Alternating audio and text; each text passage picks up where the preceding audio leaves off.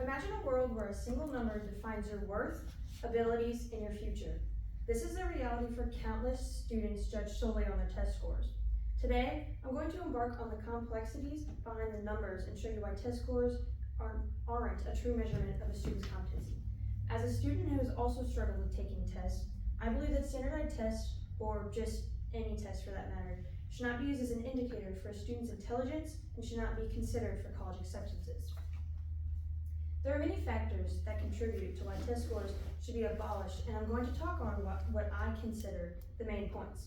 To start, test anxiety is a huge contributor to students' ability to take a test. Now, what is test anxiety? According to the National Institute of Health, test anxiety is defined as a reaction that is associated with an individual's experience of testing or evaluating situations. When having test anxiety, there are multiple different symptoms that you can experience, from physical, emotional, and behavioral symptoms that one can experience. Some physical symptoms that a student can experience while taking a test can be headache, nausea, rapid heartbeat, feeling faint, and some students have even described the feeling of having a heart attack. Some emotional symptoms that a student can experience are stress, fear, hopelessness, disappointment, their mind going blank, or racing thoughts. And some behavioral or cognitive symptoms that someone may experience are difficulty concentrating, negative thoughts, or procrastination. And that is all according to the Learning Center of the University of North Carolina.edu. Now, with all those being said, that seems like a lot, but up to 40 to 60% of students have experienced test anxiety, according to the psych department at UCLA.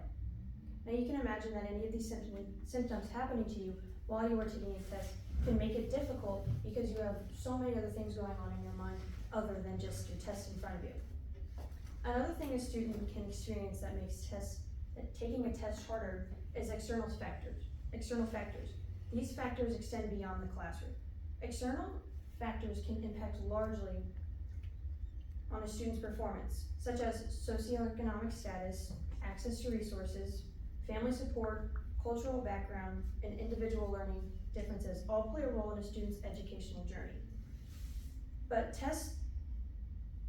taking a test or teachers administering a test treat every student as if they're on a level playing field, ignoring the inequalities that make up our educational system. Recognizing these factors can promote fairness in assessments, which allows more accurate reflection of a student's abilities. Now, why am I mentioning all these is because lots of these point to one very big test that every student has taken, the ACT.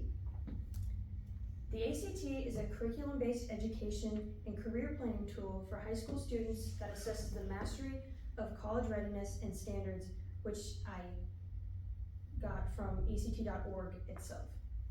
Now, as great as the ACT is and how fun it is to take the test, a lot of colleges don't look at ACT scores anymore, or they're starting to look at them less because they are also starting to realize that they are not a good indication, or they don't capture a student's full intelligence, but rather they're starting to look at their GPA or their grades throughout their high school career. According to McKendree University, standardized tests like the ACT or SAT should be abolished because they lack reliability, consistent administration, and context validity.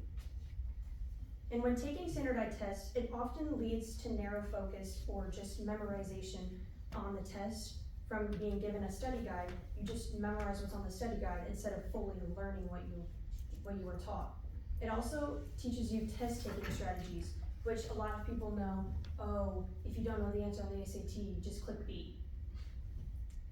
And this all contributes to not allowing you to foster a deeper understanding of what you are being taught, and just doesn't allow you to have genuine learning. So you're probably wondering, how are you going to measure a grade?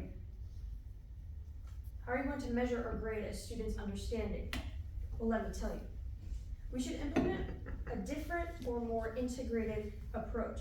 This would include teacher assessments, project-based learning, portfolios of real-world application of knowledge. Doing this, we can better support the diverse needs and talents of all students. Ultimately, test scores are not a true measurement of a student's competency. They fail to capture the diversity of the human intellect, it promotes shallow learning, and ignores external factors that can influence a student's performance. It's time that we rethink our approach on assessments. So let me ask you this, would you want a single number to truly capture your knowledge, abilities, and potential? No.